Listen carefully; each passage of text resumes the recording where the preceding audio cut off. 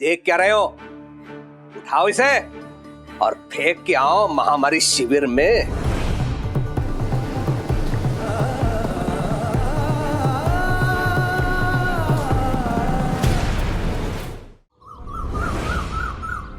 साईं, साईं मेरी मदद कीजिए। ये क्या हो गया मेरे साथ? ये आपके ही कर्मों का फल है। आप अपने परिवार से अपना धन, अपने पैसे छुपाते रहे, उनसे कहते रहे कि आपके पास पैसे नहीं है, और आपकी ही वाणी सच हो गई। अब वाकई आपके पास पैसे नहीं है। पैसे जोड़ना अच्छा है, लेकिन परिवार की खुशियों की कीमत पर पैसे जोड़ना ये गलत है। भविष्य की जरूरत के इंतजार में आपने वर्तमान की जरूरत को नहीं समझा, उसको नजरअंदाज किया। जिस पैसे से आपको अपनी बेटी को खिलाना चाहिए था, वो पैसे आपने दीमक को खिला दिए। लोभ में अपने परिवार के सदस्यों के स्वास्थ्य को तिलांजलि देकर पैसे इकट्ठे करना ये पाप है।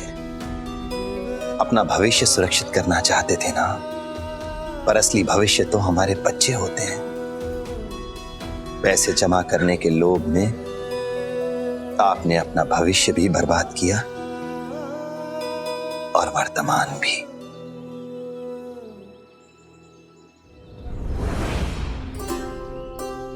मुझे माफ कर दीजिए साईं।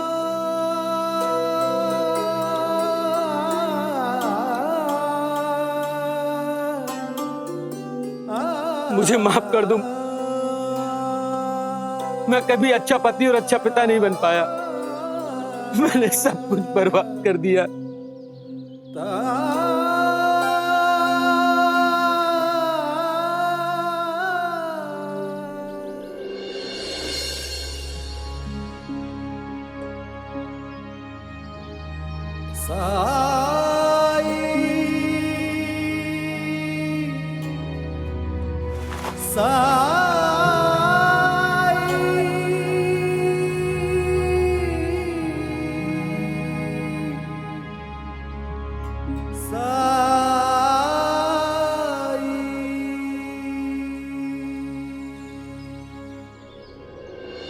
पश्चाताप में बहुत शक्ति होती है।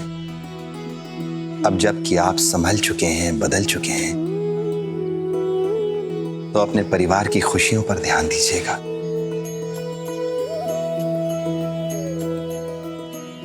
और इन पैसों का सदुपयोग करिएगा आप। लेकिन साईं, ये पैसे तो अब मेरे किसी काम के नहीं रहे। अब मैं इन्हें कैसे इस्तेमाल करूं? जिसकी जैसी नीयत उसकी वैसी बरकत। अब जबकि आपकी नीयत बदल गई है, तो हो सकता है हालात भी बदल जाएं।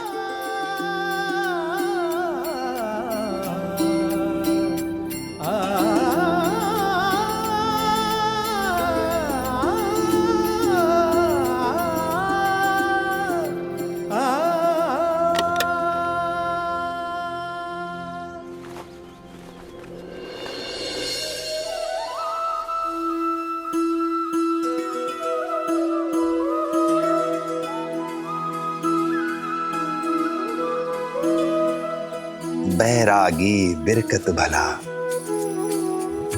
गिरही चित्त उदार, दुह चूका रीता पड़े, वाकुं वार न पार। अर्थात बैरागी वही भला है जिसके मन में विरक्ति हो, और गृहस्थ वही भला है जिसका हृदय उदार हो। वैरागी जिसके मन में विरक्ति ना हो, और गृहस्थ जिसका मन उदार ना हो। उनका पतन ऐसे होता है जिसकी कोई सीमा नहीं है।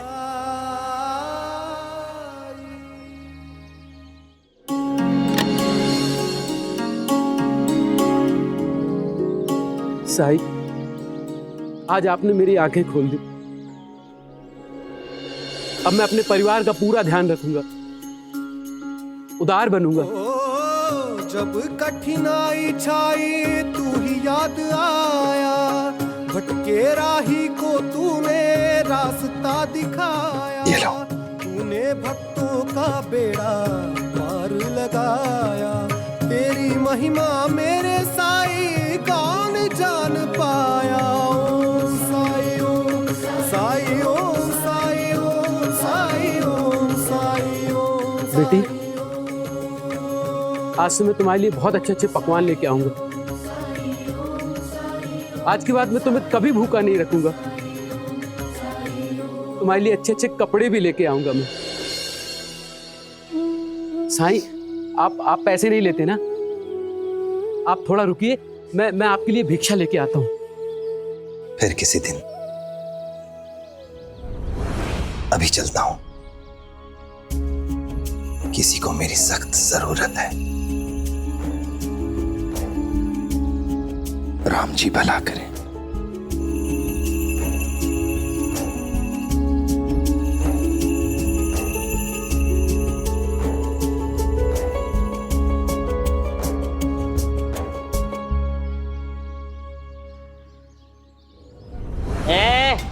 ले चलो इसे सरकार के पास। पंता जी, मेरी एक बूढ़ी है, बीमार नहीं है। ये तुम नहीं, सरकार तय करेंगे, समझे? ले चलो।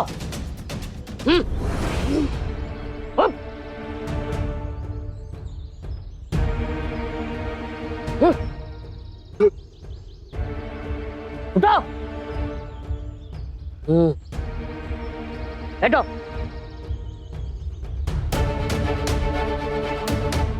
पंता जी, अब नहीं होगा मुझसे, बहुत थक गया हूँ। पंता जी, कमजोरी बीमारी का और एक लक्षण। ले चलो इसे भी सरकार के पास। चिंता मत करो गोविंदा, औषधि अब अपना असर दिखाना शुरू कर देगी। हाँ, आई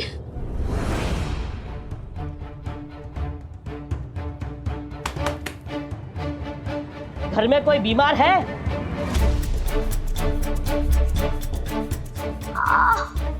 आई पंता जी, आई आई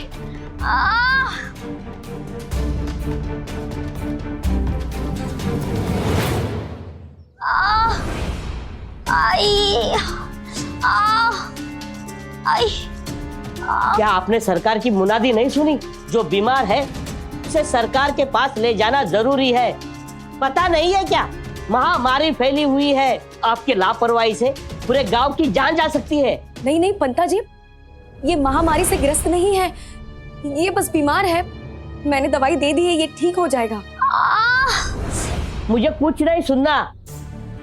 अब जो कुछ होगा सरकार के पास जाकर ही पता चलेगा। हमारे पास तो हर बीमार आदमी को वाड़े में लेकर आने का आदेश है। देख क्या रहे हो? उठाओ उसे। आई आई आई पंता जी, आई। अरे रुको पंता जी, मैं आपसे विनती करती हूँ, उसे मत ले जाइए। आप उसके साथ इतना कठोर कैसे हो सकते हैं? आप भूल गए वो आपके गोद में भी तो खेला है। उस पे दया कीजिए पंता जी। सरकार का हुक्म है, अगर नहीं माना तो सरकार मुझ पर दया नहीं करेंगे। देख क्या रहे हो? उठाओ उसे। आई आई मत ले जाइए। आई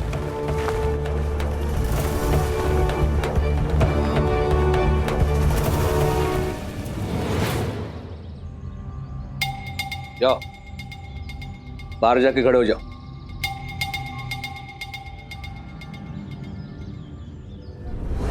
हरिओम, ये सब तो स्वस्थ हैं, इनमें से किसी को भी मैं महामारी शिविर में भेज नहीं सकता। ऐसा तो मिल गए पदक मुझे, समय और साधन दोनों व्यर्थ गए मेरे।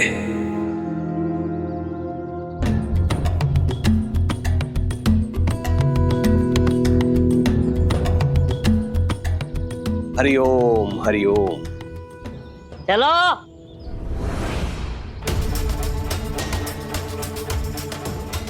अब आया है ऊंट पहाड़ के नीचे। आज मैं इसे दिखाऊंगा मेरे सामने बोलने का क्या परिणाम होता है। रुको।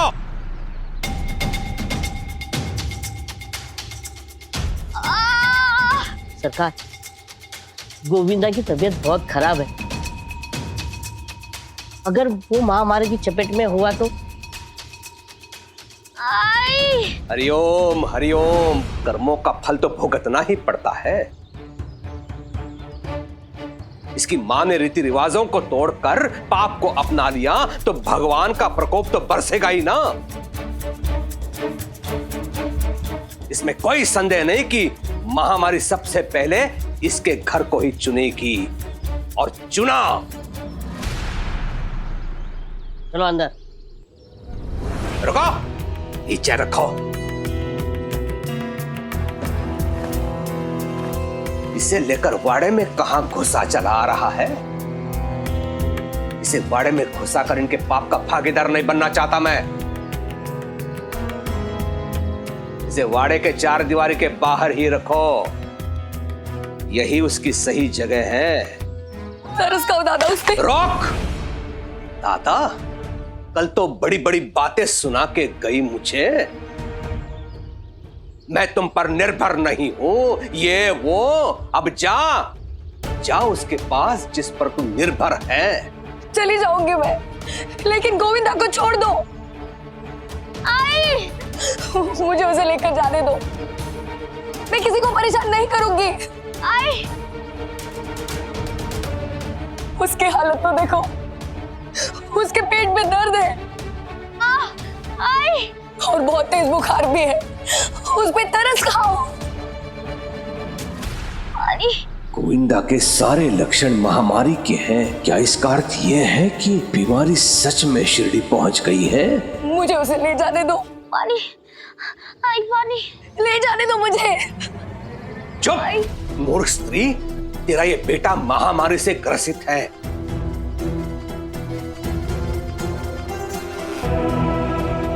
परिस्थिति बहुत गंभीर है इसके लिए भी और पूरे गांव वालों के लिए भी। यही अवसर है इन गांव वालों को दिखाने का कि शिरडी का राजा कौन है। हरिओम हरिओम। यदि मैंने तेरे बेटे को छोड़ दिया तो 1 सप्ताह के अंदर पूरी शिरडी बीमार पड़ जाएगी, और अधिक से अधिक 2 सप्ताह में पूरी शिरडी शमशान भूमि बन जाएगी।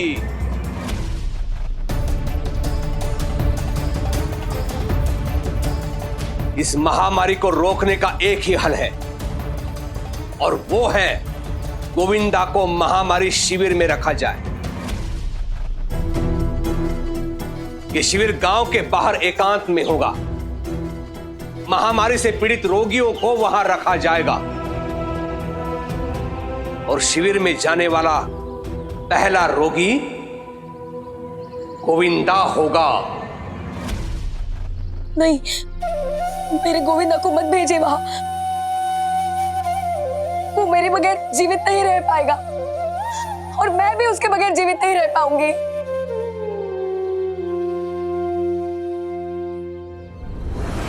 अहो, भांजा है आपका, आप ऐसा कैसे कर सकते हैं? बच्चा है वो। मर्यादा में रह रुक्मिणी, अन्यथा तुम्हें भी भेज दूंगा शिरडी से बाहर। चल।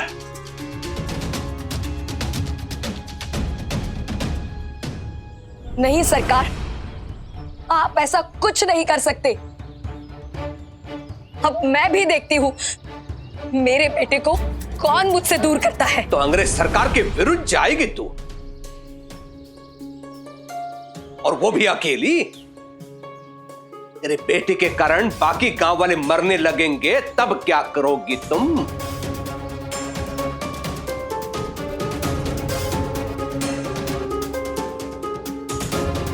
तब तुम्हारी मदद करने के लिए यहां कोई नहीं आएगा। कहां गया वो तेरा फकीर जिसके तू गुणगान गा रही थी?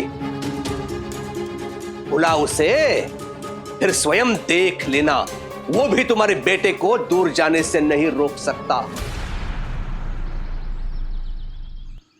क्योंकि वो भी जानता है इस बीमारी का भयानक रूप।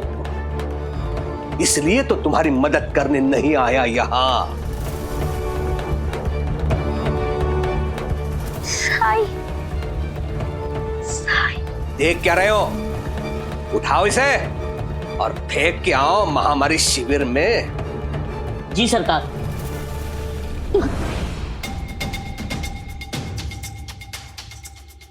सरकार, ये तो सच में महामारी का रोगी है। और आपने बताया था ना कि संक्रमण से बीमारी फैलती है, मैं उसे नहीं छूने वाला। तो कथे कपड़े से उठा, किंतु यहां से शीघ्र लेके जाओ इसे। जी सरकार। उठाओ रे। छोड़ दो उसे। मैं नहीं ले जाने दूंगी। नहीं, छोड़ो मेरे गोविंदा को। साई,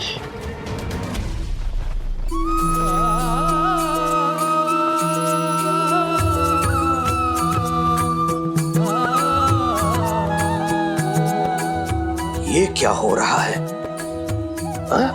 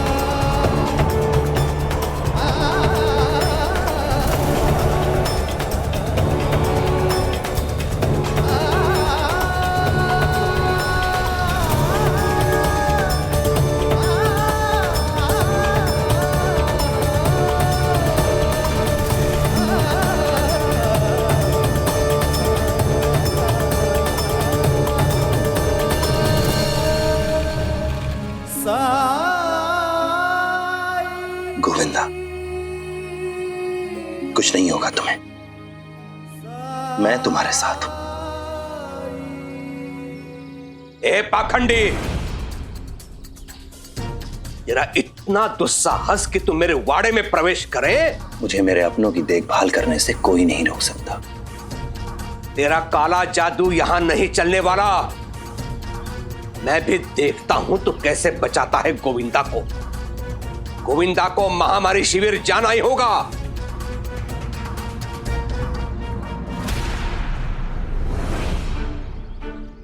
आज आपकी आंखों में मुझे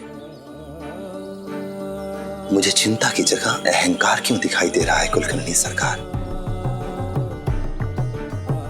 आप तो खुद को शिरडी का राजा मानते हैं ना, तो फिर इस समय तो आपको शिरडी वासियों की देखभाल करनी चाहिए, इनके प्रति सहानुभूति होनी चाहिए आपके मन में।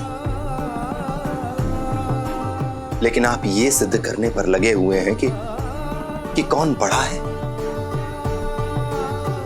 और वो भी तब जब एक मासूम की जिंदगी दांव पर लगी है। आपका अहंकार आपके आड़े आ रहा है। मैंने आपसे पहले भी कहा था कि ये अहंकार किसी काम नहीं आएगा। अगर आपने इस बच्चे को नुकसान पहुंचाने की कोशिश की तो आपका अहंकार आपको भी उसी तरह जला देगा जैसे ये कपड़े जले थे। तू अपनी सीमा से आगे निकल रहा है पाखंडी।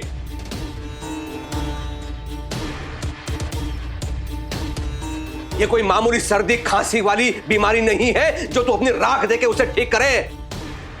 महामारी है ये, महामारी। जानता है क्या होती है महामारी? महान अंग्रेजी राज के बड़े से बड़े डॉक्टर भी इस बीमारी का इलाज नहीं कर पा रहे हैं, तो तू किस खेत की मूली है? इलाज करने वाला मैं कौन होता हूं? एक बीमार बच्चे को स्वस्थ होने के लिए उसके माता पिता की जरूरत होती है। अपने माता पिता के साथ के बिना वो कभी इस बीमारी से लड़ नहीं पाएगा। बंद कर अपनी बकवास। हम वही करेंगे जो अंग्रेजी सरकार से हमें निर्देश मिले हैं। और मैं आपको ऐसा नहीं करने दूंगा, क्योंकि रोगी को रोग से लड़ने के लिए अंदरूनी ताकत की जरूरत होती है, जो उसे उसके प्रियजनों के साथ उनके प्रोत्साहन से मिलती है। हमारा गोविंदा और भी जल्दी ठीक हो जाएगा अगर मुसीबत के इस समय में उसके मामा यानी आप कुलकर्णी सरकार उसके साथ खड़े हो जाएं तो। ऐसा कभी नहीं होगा। तो फिर ठीक है, गोविंदा को मैं अपने साथ ले जाऊंगा। मैं और इसकी आई दिन रात इसकी देखभाल करेंगे। प्रेम, सेवा और समर्पण से ठीक करेंगे गोविंदा को।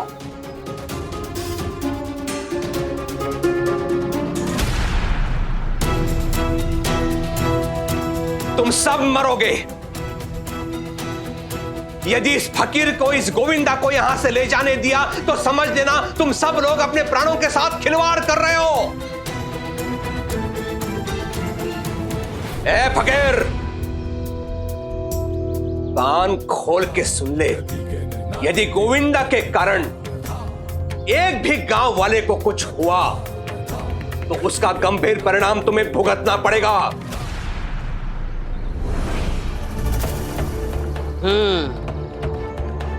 अल्लाह मालिक।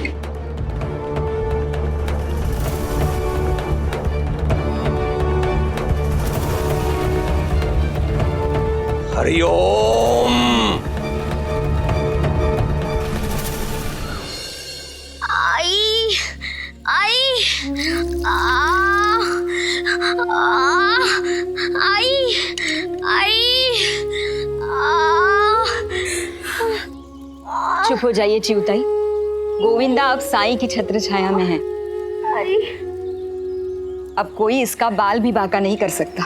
और उससे भी महत्वपूर्ण ये है कि गोविंदा उन लोगों के बीच है, उन लोगों के पास है जो उससे प्रेम करते हैं।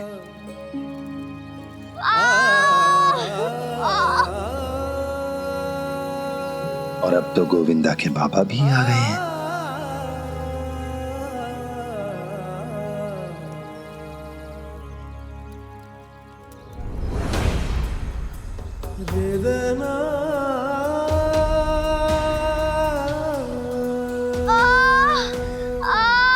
गोविंदा,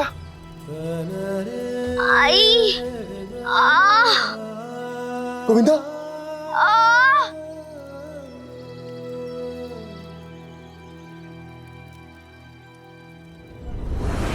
साईं, ये गोविंदा को क्या हो गया? लोग कह रहे हैं कि ये महामारी है।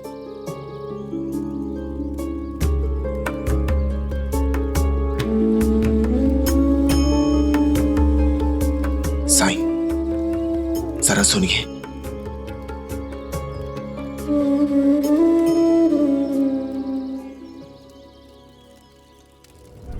साईं, मैं अभी नगर से आ रहा हूं। इस महामारी ने तो वहां स्वस्थ नौजवानों की जान ले ली है। मेरे गोविंदा को तो कुछ नहीं होगा ना साईं? मैं पहले ही अपना एक बच्चा खो चुका हूं, दोबारा खोया तो?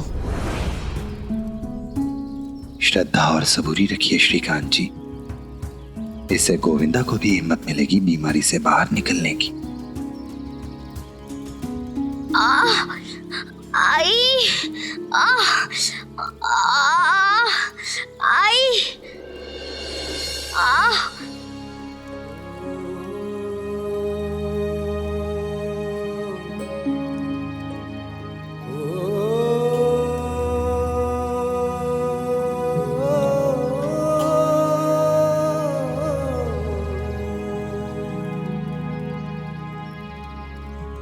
मन में विश्वास रखिए श्रीकांत जी, और गोविंदा को ये पिलाइए। ठीक है साईं।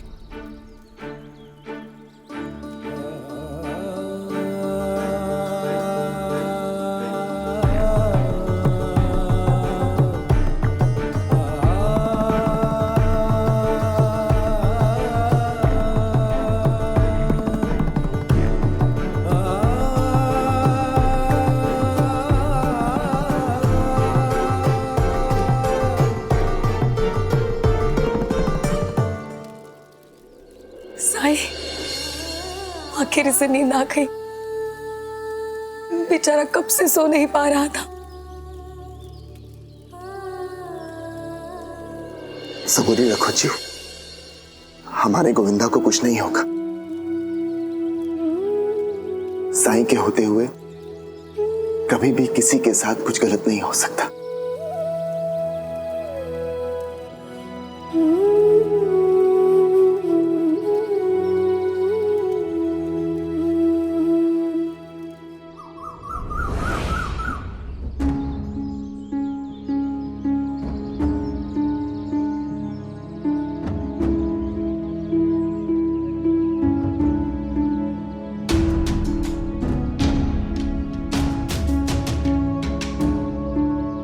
महासभापति जी, क्या हुआ? आपने सबको यहाँ क्यों बुलाया है?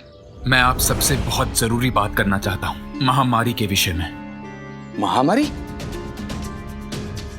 हाँ पाटिल जी, मुझे आज ही विष्णु का पत्र मिला।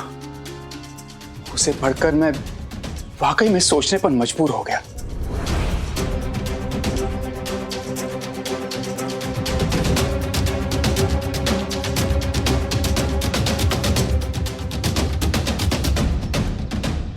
ये महामारी चारों तरफ फैल रही है। ये बीमारी इतनी खतरनाक है कि अंग्रेजी सरकार भी इसे नियंत्रित करने में विफल रही है।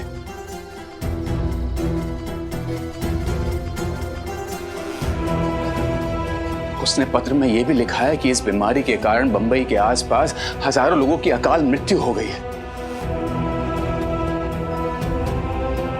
और सबसे चिंताजनक बात तो यह है कि एक हफ्ते के अंदर ही यह बीमारी पूना के पास भी पहुंच चुकी है।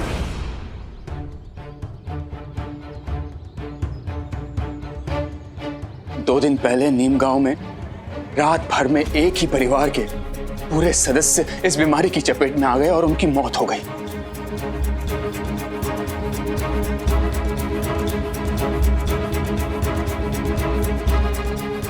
हाँ काका, मैंने भी सुना।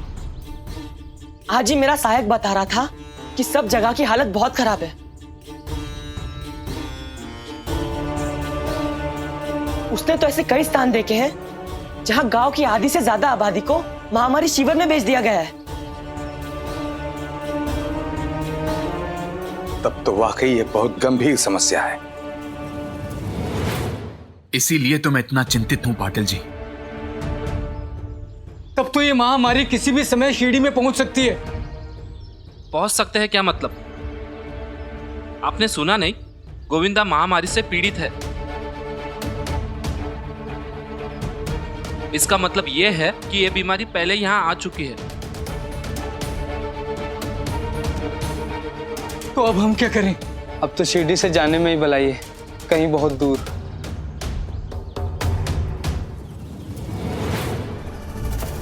भागने से क्या होगा?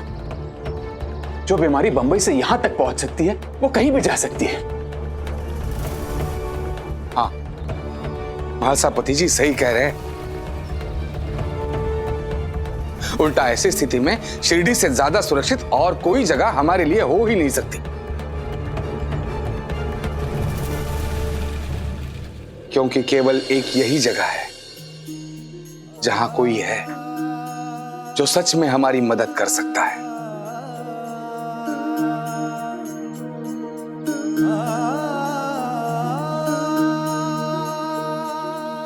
साईं। साईं। आप ठीक कह रहे पाटिल जी, हम सबको साईं के पास जाना चाहिए। हाँ, हमें उन्हीं के पास जाना चाहिए। साईं के पास चलते हैं सब। चलिए चलिए चलिए।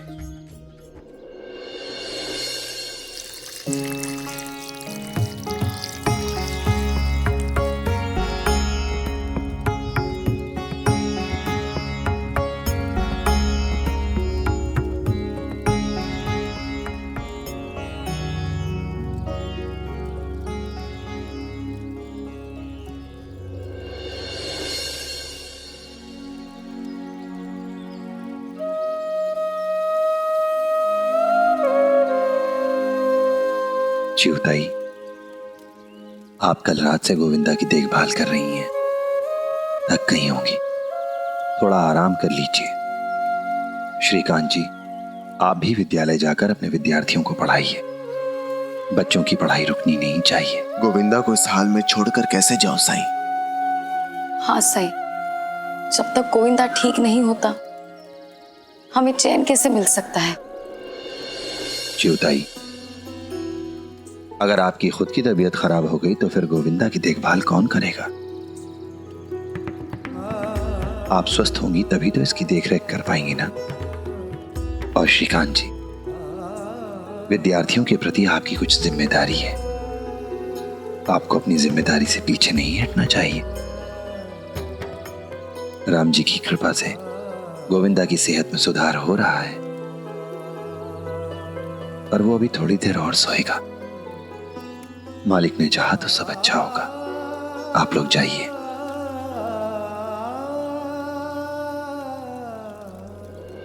ठीक है साईं, जैसा आप कहें।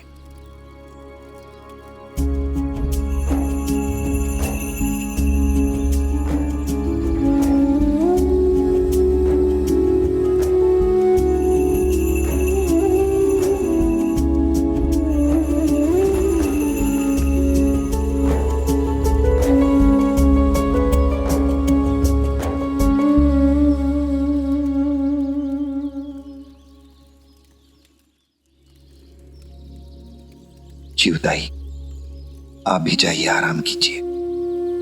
अगर किसी चीज की जरूरत पड़ी तो गोविंदा की देखभाल करने के लिए मैं तो हूं ही यहां। साईं, अगर आज गोविंदा मेरे इतने करीब है तो सिर्फ आपकी कृपा से साईं। आप जानते हैं गोविंदा को रुक्मिणी वहिनी ने बड़ा किया है। मैंने कभी उसका ख्याल रखा ही नहीं। वहिनी गोविंदा को अपने साथ अपने मायके ले जाती थी और एक एक महीना बिना किसी चिंता के मैं उसके बगैर रह लेती थी। लेकिन आज देखिए, अब गोविंदा को एक दिन क्या, एक पल भी खुद से दूर करने के ख्याल से मैं सियार उठती हूँ।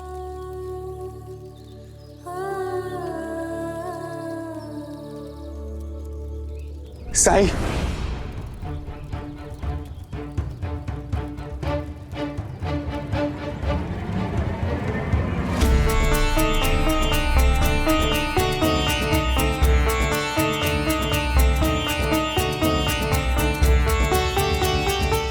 साईं, बंबई से विष्णु का पत्र आया है।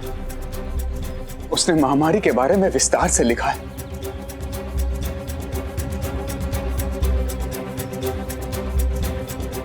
अंदर आइए।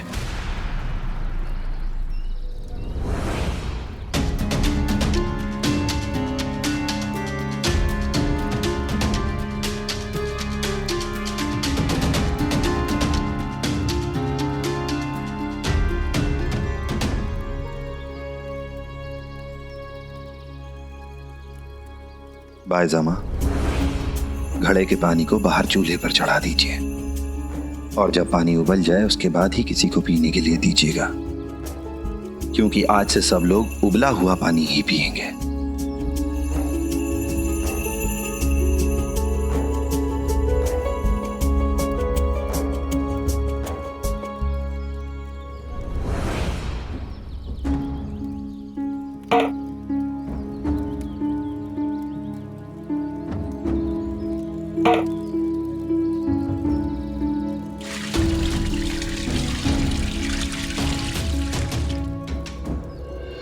प्रकृति में रहने वाले जीव जंतु, कीड़े मकोड़े, पशु पक्षी भी एक सीमा तक अपनी साफ सफाई के लिए चिंतित रहते हैं, जागरूक रहते हैं वो। पर मनुष्य सबसे स्वार्थी जीव है। वो केवल अपने घर आंगन की साफ सफाई को अपनी जिम्मेदारी समझता है। इंसान ये क्यों नहीं समझता कि घर के बाहर की साफ सफाई भी उसकी ही जिम्मेदारी है, क्योंकि उससे भी तो हम सब प्रभावित होंगे ही ना। पर नहीं, क्यों भूल जाते हैं हम ये सब कि घर के बाहर की साफ सफाई, घर के अंदर की साफ सफाई, यहां तक कि हमें अपने मन को भी साफ करने की जरूरत है। साई, मन साफ होने का बीमारी और गंदगी से क्या संबंध? संबंध है तात्या, बहुत गहरा संबंध है। जब मन साफ होगा तो ही हम घर के बाहर की गंदगी को साफ करना भी अपनी जिम्मेदारी समझ पाएंगे। जब मन साफ होगा तो समाज के प्रति अपनी जिम्मेदारियों को याद रखेंगे हम। मन साफ होगा तो ही हम समझ पाएंगे कि दूसरों की भलाई में, उनकी स्वच्छता में, उनकी साफ सफाई में, उनके स्वास्थ्य में हमारी भी भलाई छिपी है। ये समझ आएगा हमें। पर जब मन साफ नहीं होता तो हमारा मन पूर्वाग्रह से, डर से ग्रसित रहता है और हम रोगियों से घृणा करते हैं, दूर भागते हैं, उपेक्षा करते हैं उनकी। हम ये भूल जाते हैं कि इस समय रोग से ग्रसित व्यक्ति को हमारे प्रेम, हमारी सेवा की जरूरत है।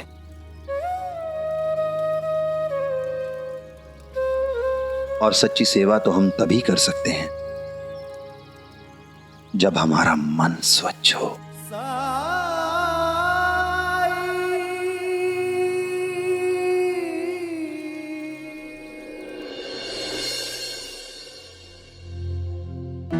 सरकार, अंग्रेजी सरकार ने आगे भी लिखा है। पढ़ो पढ़ो।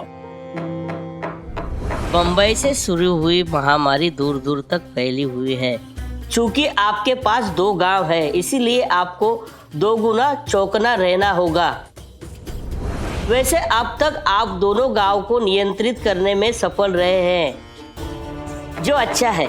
नियमित प्रशासनिक प्रक्रिया के तहत यहाँ से कुछ लोगों को सारे गांव के निरीक्षण के लिए भेजा जा रहा है, जो यह जांचेंगे कि महामारी से पीड़ित ऐसा कोई मरीज रह तो नहीं गया जिसे शिविर में भेजा नहीं गया हो। और अगर निरीक्षकों को गलती से आपके गांव में एक भी मरीज ऐसा मिल गया तो इसके लिए आपको जिम्मेदार मानेंगे। हरिओम। और फिर आपको उन 2 गांव को नियंत्रित करने दे या नहीं, इस पर पुनर्विचार करेंगे।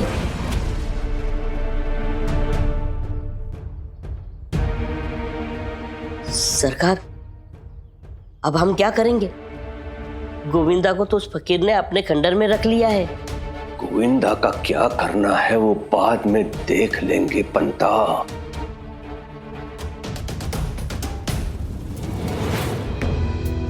मेरी तो ये कामना है कि किसी प्रकार ये महामारी का रोग गोविंदा से उस पाखंडी को लग जाए तो मेरे रास्ते का कांटा निकल जाएगा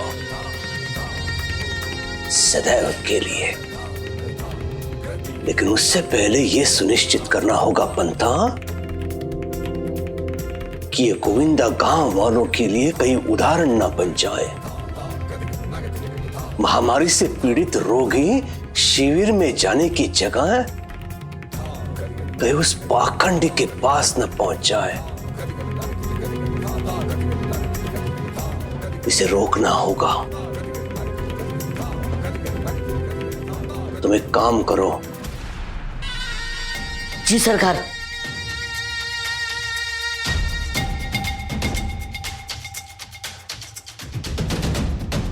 सुनो सुनो सुनो, सब लोग ध्यान से सुनो।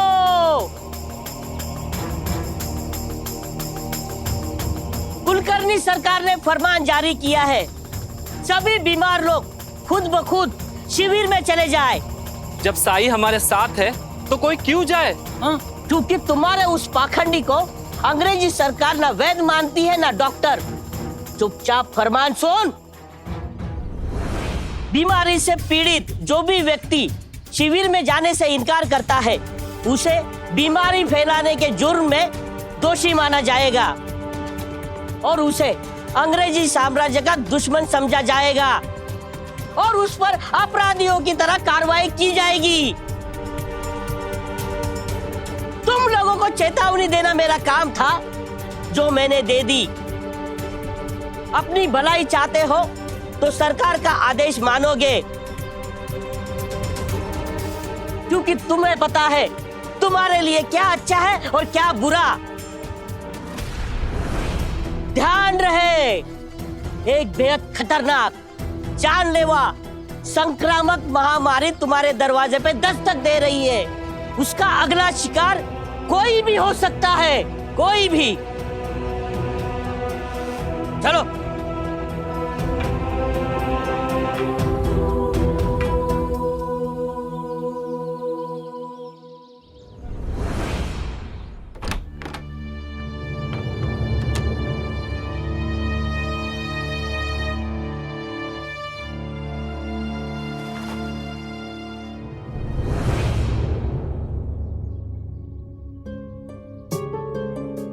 या खुदा, आज मुझे इतनी कमजोरी क्यों लग रही है?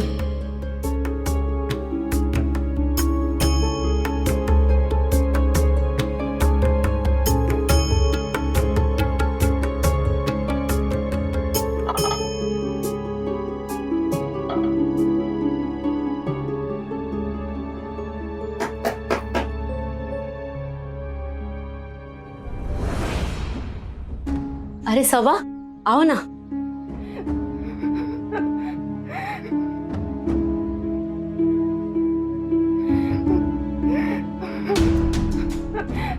क्या हुआ सबा?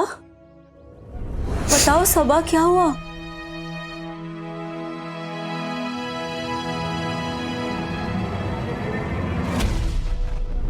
या अल्लाह, ये कैसे, कब हुआ? भाभी,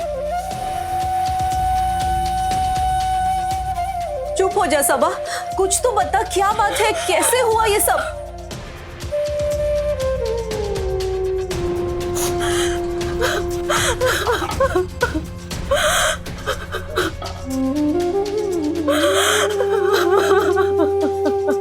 थोड़ा पानी पी लो। सबा बताओ तो सही, क्या बात है? भाभी, मैं क्या बताऊं आपको, चोट सिर्फ सर पर नहीं लगी है। मैंने कभी नहीं सोचा था कि मुझे इस तरह एक दिन यहाँ आना पड़ेगा।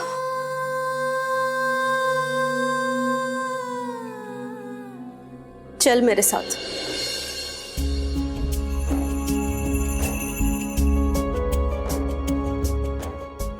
सब ठीक होगा सबा, फिक्र मत करो। लेकिन आप मुझे लेकर कहाँ जा रही हैं भाभी? साईं के पास। साईं तुम्हारा हर घाव ठीक करेंगे।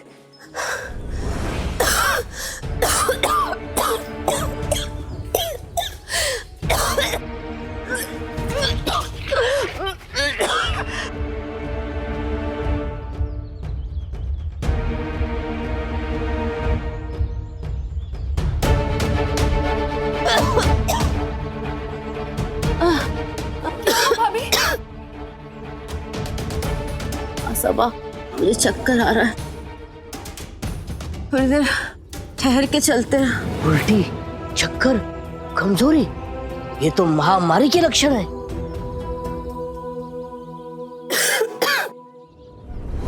अब कुछ बेहतर लग रहा है, चलो चलते हैं। भाभी, आपको यकीन है ना आप चल पाएंगी? मैंने भी आपको कैसी मुसीबत में डाल दिया। एक तो आप पहले से बीमार हैं और मैं। अरे, अपनों की परेशानी दूर करने में कैसी मुसीबत? हाँ, और ये कोई उल्टी, चक्कर कोई बीमारी है भला? ये तो कभी भी किसी को हो सकता है। हाँ, और अगर कोई बीमारी हुई भी तो साईं है ना। चल चलते हैं।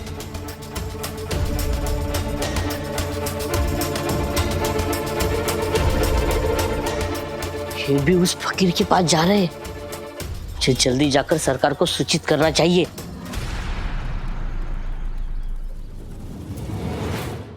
धार्मिक वीडियो सबसे पहले देखने के लिए हमारे चैनल को सब्सक्राइब करें और बेल आइकन दबाएं।